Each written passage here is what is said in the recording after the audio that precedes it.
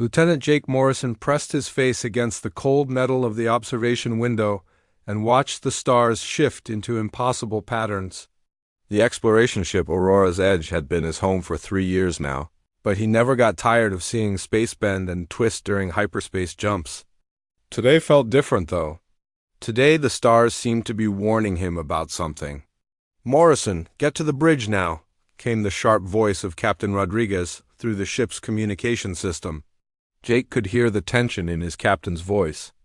In all his time serving under Rodriguez, he had never heard the man sound worried. Worried was not a word that fit with Captain Rodriguez. Jake ran through the narrow corridors of the ship, passing crew members who looked just as confused as he felt. The Aurora's Edge was a small vessel with only 40 people on board. Everyone knew everyone else, and right now everyone looked scared. When Jake reached the bridge, he saw why. On the main screen was the largest ship he had ever seen. It was not just big, it was impossible. The thing stretched across space like a dark city floating in nothing. Its surface was covered in strange patterns that seemed to move and shift when you looked at them too long. Jake recognized the design from the military training files. This was a Zilithian dreadnought, and it was close enough to destroy them with a single shot. "How long has it been there?" Jake asked Lisa Barnes, the ship's communication officer. Lisa was usually calm under pressure, but her hands were shaking as she worked at her station. "It just appeared 5 minutes ago," she said without looking up from her screens. "No hyperspace signature, no warning. It was just suddenly there, like it had always been waiting for us." Captain Rodriguez turned to face Jake with a look that made his stomach drop. "Morrison, they want to talk to you." "Me? Why me?"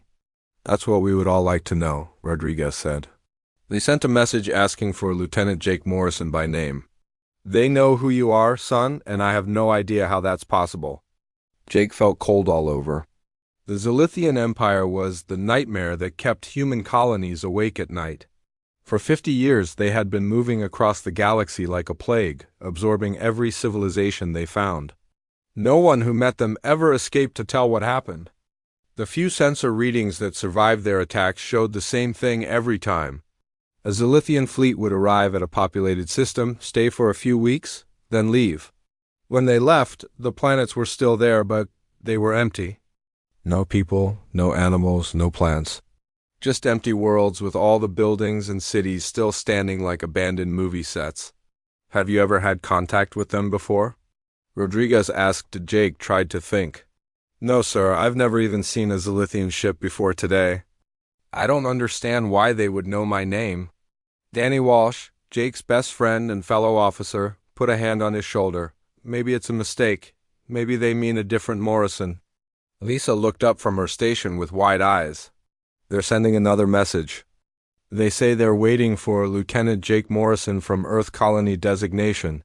Terra 7. They have your complete service record, Jake. They know where you were born, where you went to school, what missions you've been on. They know everything about you."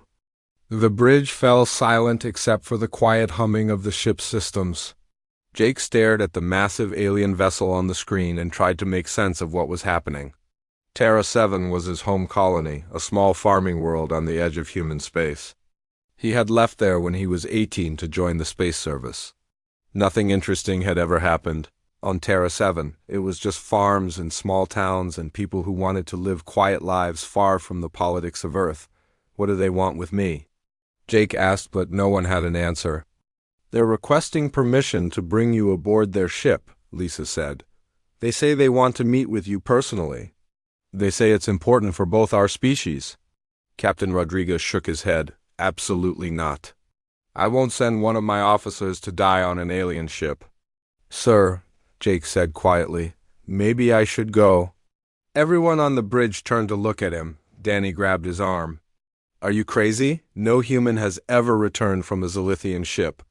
We don't even know if they really are alien, or if they're something worse. If they wanted to kill us, they could have done it already," Jake pointed out. "That ship could destroy our entire fleet without breaking a sweat. If they went to the trouble of finding me and asking nicely, maybe they really do just want to talk." Rodriguez studied Jake's face for a long moment.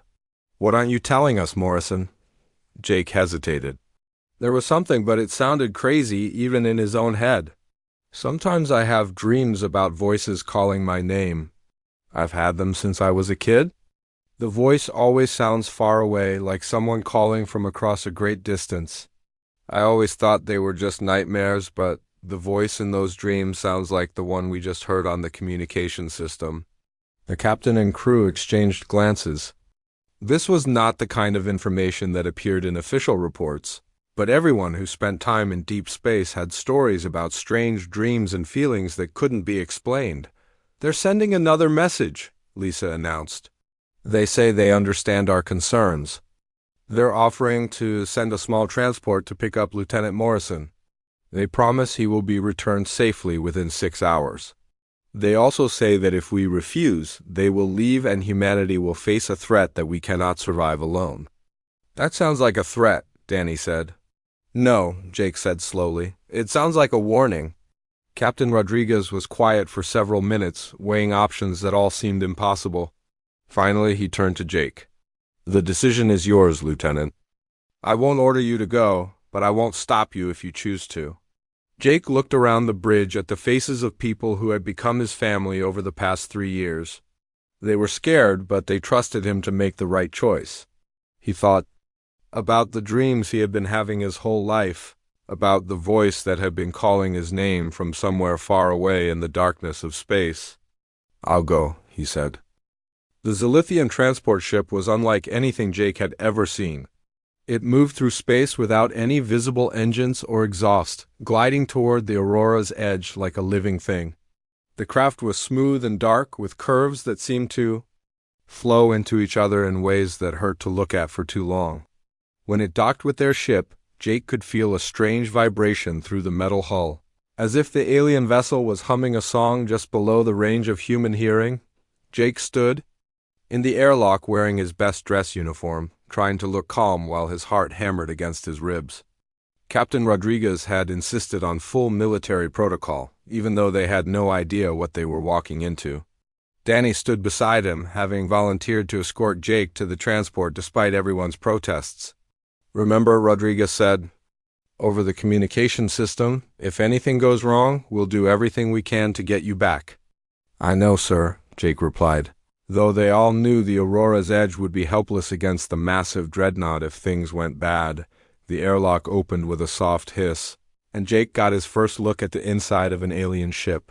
The corridor beyond was tall and wide, with walls that seemed to be made of some kind of living metal that pulsed gently with soft blue light. The air that flowed and smelled like rain and growing things, completely different from the recycled atmosphere of human ships. A figure waited for them in the corridor. Jake's first thought was that it looked almost human, but wrong in subtle ways that his mind couldn't quite process. The being was tall and graceful, with long limbs and pale skin that had a faint glow to it. Its face was beautiful in a way that seemed too perfect, with large eyes that were the color of deep purple flowers. "Lieutenant Morrison," the being said, and its voice was like music played on instruments Jake had never heard. "I am Thane Kelrix. I will escort you to Queen Thara. Your companion may come as well." Danny stepped forward, his hand resting on his weapon. "What do you want with him?" Thane Kelrix tilted its head, studying Danny with curiosity. "Your friend is protective. This is good." "The Queen values loyalty." It turned back to Jake. "We want nothing from you except conversation. The Queen has been searching for you for a very long time." They followed the alien through corridors that seemed to stretch forever. The walls moved and shifted around them, creating new passages and closing off others as they walked. Jake realized that the ship wasn't just big, it was actively changing its shape to accommodate their journey. The technology involved was beyond anything humans had dreamed of. "How long have you been looking for me?" Jake asked as they walked. "The Queen has been searching for 27 of your years, Thane," Kelrix replied. "Since the day she first encountered a human child on a frontier world called Terra 7. Jake stopped walking. "That's my home. I lived there as a child." "Yes," the alien said simply, "we know." They continued through the ship, passing rooms filled with beings that looked similar to Thane Kelrix, but with subtle differences in height, coloring, and the patterns of light that flowed beneath their skin. All of them stopped what they were doing to stare at Jake as he passed. Some looked curious, others seemed afraid, and a few watched him with what might have been hope. "Why are they all looking at me like that?" Jake whispered to Danny. "Because you are the first human to walk these corridors in peace," Thane Kelrix answered, apparently able to hear their whispered conversation. "Every other human we have encountered has died in the process of absorption. You are something new." The throne room was vast beyond comprehension. The ceiling stretched up so high that it disappeared into shadows, and the walls curved away in all directions like they were inside a massive sphere.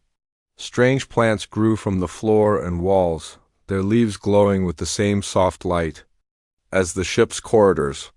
In the center of it all was a throne that seemed to be carved from a single piece of black crystal.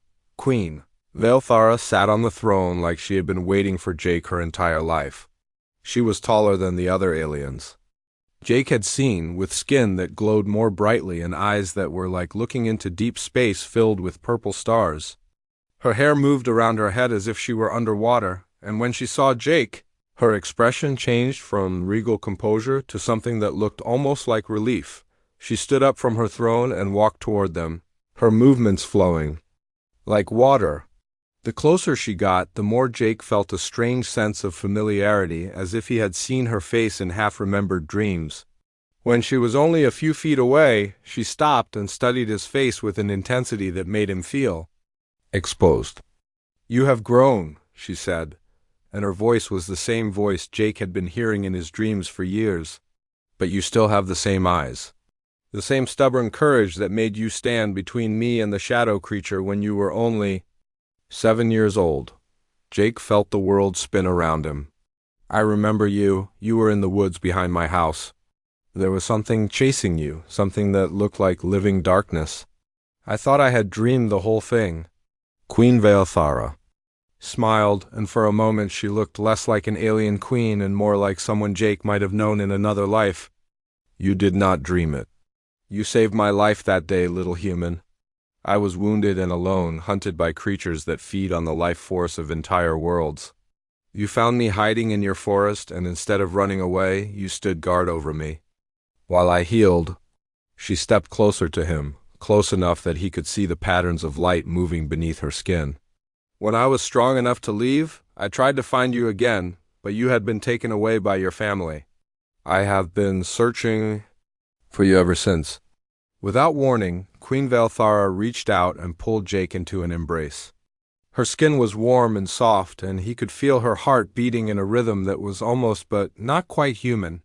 The touch awakened memories he didn't know he had, flashes of hiding in the woods with a beautiful stranger who whispered stories about distant stars and promised she would find him again someday. "I have been looking for you, my human," she whispered against his ear. And Jake felt something click into place in his mind like a key turning in a lock he hadn't known existed. Queen Velthara led Jake and Danny to a smaller chamber off the throne room where the walls were covered with moving images that showed scenes from across the galaxy.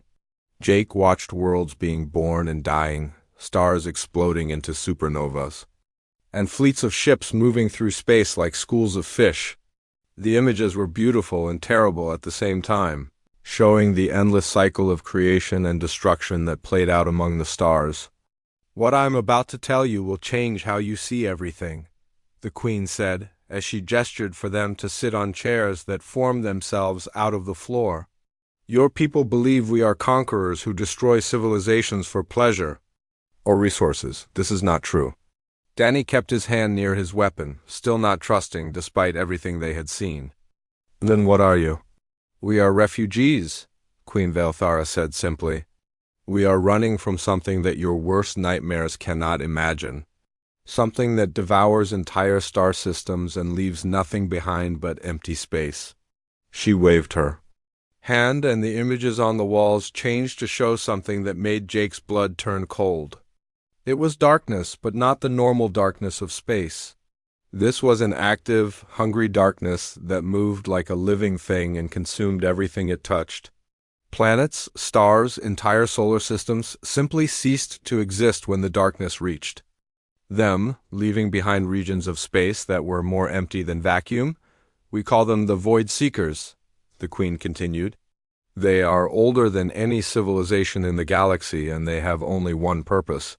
They unmake reality itself, turning matter and energy back into the nothingness that existed before the universe began. They have been chasing us for 1,000 years, always one step behind, always getting closer. Jake watched the images and tried to understand what he was seeing. Why don't you fight them? We have tried everything, Queen Velthara said, and Jake could hear the weight of centuries in her voice. Weapons have no effect on something that exists partially outside normal space and time. We cannot run fast enough or far enough. The only thing we can do is try to preserve something of the civilizations they would destroy. The absorption process, Danny said, understanding dawning in his voice. You're not killing people, you're trying to save them. Yes, but our methods are imperfect, the Queen admitted. When we absorb a species, we preserve their knowledge, their culture, their genetic patterns. But something is always lost in the process. The individuals cease to exist as they were, becoming part of our collective consciousness. They live on, but they are no longer themselves. Jake felt sick as he thought about all the worlds the Zilithians had absorbed. Billions of people who had been transformed into something else to save them from total annihilation. It was horrifying, but it was also an act of desperate mercy in the face of absolute extinction. Why are you telling us this? Jake asked. Queen Velthara turned to look directly at him, and her purple eyes seemed to glow brighter. Because humans are different. When I touched your mind as a child, I discovered something that exists in no other species we have encountered. Your people have a type of consciousness that might be able to resist the Void Seeker's influence. She stood and walked to one of the wall displays, changing the image to show a map of the galaxy with red dots marking the path of destruction left by the Void Seekers. The red line was moving steadily toward a small blue dot that Jake realized was human space. They will reach your worlds within 2 years, the Queen said. When they do, everything your species has built will cease to exist. Unless we find a way to stop them. What makes you think humans are special? Danny asked. We're not the most advanced species in the galaxy. We don't have the best technology or the strongest military. No, but you have something more valuable than technology or weapons, Queen Velthara replied. You have the ability to maintain individual identity even when your minds are connected to something larger. Most species lose themselves when they experience true psychic unity. Humans remain stubbornly individual even in the face of overwhelming mental pressure. Jake thought about what she was saying. You want to absorb humanity to save us, but you think we might survive the process with our personalities intact. More than that, the Queen said, turning back to face him. I believe that a human consciousness, properly prepared and enhanced, might be able to create a psychic resonance that could disrupt the Void Seeker's ability to unmake matter. But it would require a level of trust and cooperation between our species that has never been achieved before. The chamber fell silent except for the soft humming of the ship around them. Jake stared at the images on the walls, showing the advancing line of destruction that would soon reach Earth and all the human colonies.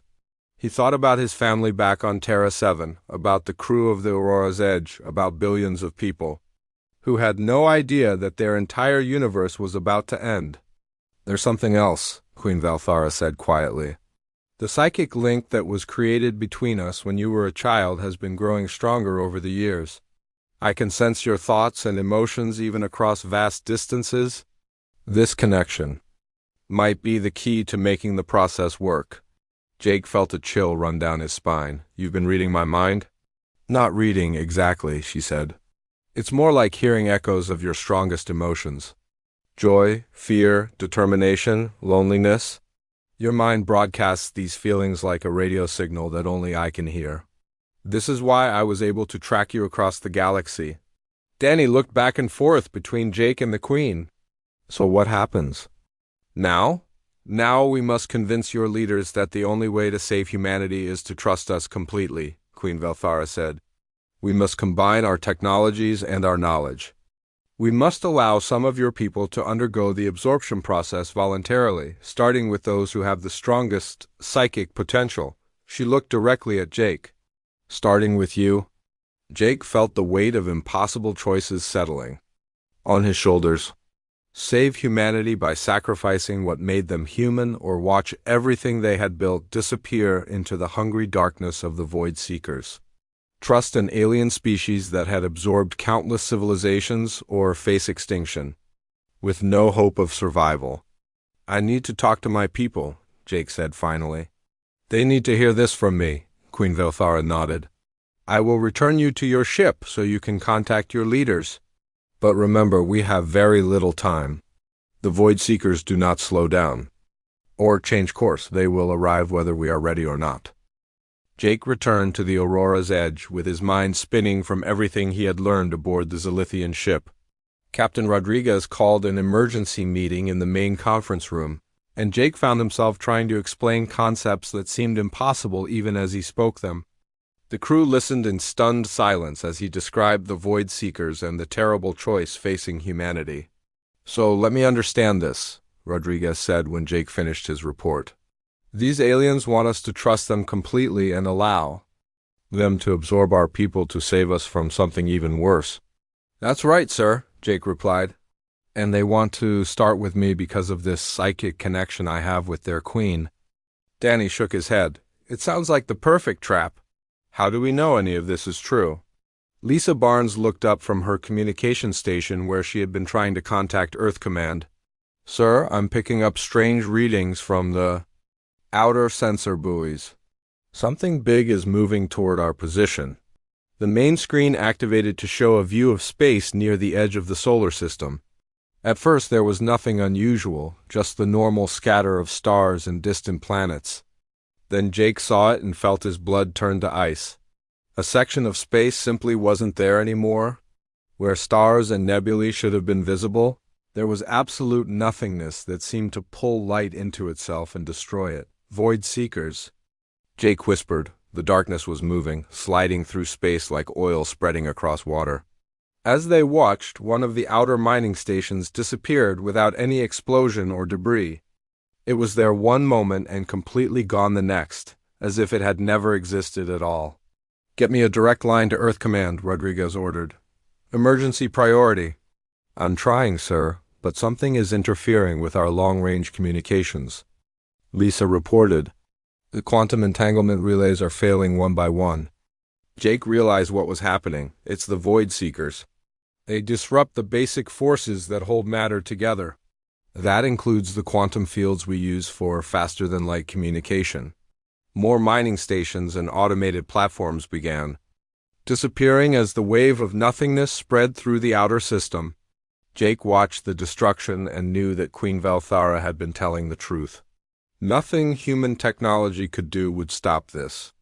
Their weapons were useless against an enemy that existed partially outside normal reality. We need to contact the Zilithian ship, Jake said. They're the only ones who might be able to help us. Rodriguez nodded grimly and ordered Lisa to open a channel to the alien dreadnought. Queen Velthara's face appeared on the screen, and Jake could see the sadness in her purple eyes. They have found us sooner than expected, she said. The Void Seekers must have detected our presence here and decided to accelerate their timeline. We have perhaps 6 hours before they reach the inner planets. What can we do? Rodriguez asked. We can try the emergency protocols, the Queen replied. But it means beginning the absorption process immediately with volunteers from your crew. There is no time for your leaders to debate or for your people to prepare. It must be now or never. Jake felt the weight of the decision settling on everyone. In the room, they could see the evidence of the Void Seekers' power spreading through their solar system, erasing everything in its path. But trusting the aliens meant taking a leap of faith that could destroy their humanity even if it saved their lives. I'll do it, Jake said. I'll volunteer for the absorption process. Jake, no, Danny protested. We don't know what it will do to you. We know what the Void Seekers will do, Jake replied. At least this way there's a chance. Queen Velthara studied Jake's face through the communication link. The process is irreversible. Once we begin, there will be no going back. You will become something new, neither fully human nor fully Zilithian. Are you certain this is what you want? Jake thought about his family on Terra 7, about the billions of people throughout human space who were about to face extinction. I'm certain. Then we will begin immediately, the Queen said. But we will need more than just you. The psychic resonance required to disrupt the Void Seekers will need multiple minds working in harmony. I estimate we will need at least 10. Volunteers, Captain Rodriguez stood up slowly. You'll have them. I'll put out a call for volunteers. To Jake's surprise, nearly half the crew stepped forward when Rodriguez explained the situation. Lisa Barnes, Danny Walsh, and even some of the engineering staff volunteered to undergo the absorption process. They all understood that they were choosing an uncertain fate over certain death. The next few hours passed in a blur of preparation. The Zilithian ship moved closer to the Aurora's edge, and Jake could feel Queen Veilthara's presence growing stronger in his mind. The psychic connection between them was becoming more intense, and he found himself knowing things he had never learned and remembering experiences that weren't his own. Through the Queen's memories, he saw the history of the Zilithian Empire, the countless worlds they had tried to save, and the growing desperation as the Void Seekers consumed more and more of the galaxy. He understood now that every absorbed civilization lived on within the collective consciousness of the Zilithians, their knowledge and culture preserved even. If their individual identities were lost, the volunteers were transported to the alien ship in small groups. Jake watched his friends disappear into the strange corridors of the dreadnought and wondered if he would ever see them again as the people they had been. The absorption chambers were vast rooms filled with crystalline structures that pulsed. With the same blue light as the ship's walls, Jake was the last to enter his chamber. Queen Veilthara was waiting for him, along with several other Zilithians who would help guide the process. The crystal formations around the room began to glow, brighter as he approached, responding to his presence. Are you ready? The Queen asked, taking his hands in hers. Jake looked around the chamber one last time, thinking about everything he was leaving behind and everything he might become. The darkness of the Void Seekers was spreading through his solar system, erasing humanity's future with every passing moment. This was their only chance. I'm ready, he said, and stepped forward into the light. The absorption process began with a sensation that Jake could never have imagined. The crystal formations around the chamber pulsed with increasing brightness, and he felt his consciousness expanding beyond the boundaries of his own mind. Queen Veilthara's presence flowed into his thoughts, bringing with it the memories and experiences of countless absorbed civilizations. But instead of losing himself in the flood of alien knowledge, Jake found that his human stubbornness kept his individual identity intact. He could feel the other volunteers from his ship undergoing the same transformation in chambers throughout the Zilithian vessel. Danny's fierce loyalty, Lisa's calm determination, and the courage of the other crew members created a network of connected minds that remained distinctly human even as they merged with Zilithian consciousness. It was exactly what Queen Veilthara had hoped for but never dared to believe possible. Through his enhanced awareness, Jake could sense the Void Seekers spreading through the solar system like a cancer. They had already consumed the outer planets and were moving toward Earth itself. He could feel their hunger, their need to unmake everything that existed and return it to the primordial nothingness from which the universe had emerged. But he could also sense something else, a weakness in their nature that no one had ever noticed before. They feed on despair, Jake said, his voice echoing strangely in the crystal chamber. When they destroy a world, they consume not just the matter and energy, but also the hope and dreams of everyone who lived there. That's what makes them stronger. Queen Veilthara's eyes widened as she understood what he was saying. But humans do not give up hope, even in the face of impossible odds. Exactly, Jake replied. And now that we're connected to your collective consciousness, we can project that stubborn hope across the entire network of absorbed minds. We can remind them who they were and give them back their will to fight. The transformation was complete, but Jake remained Jake. He was enhanced, connected to a vast network of consciousness. and capable of perceiving reality in ways he had never imagined, but his core identity was unchanged.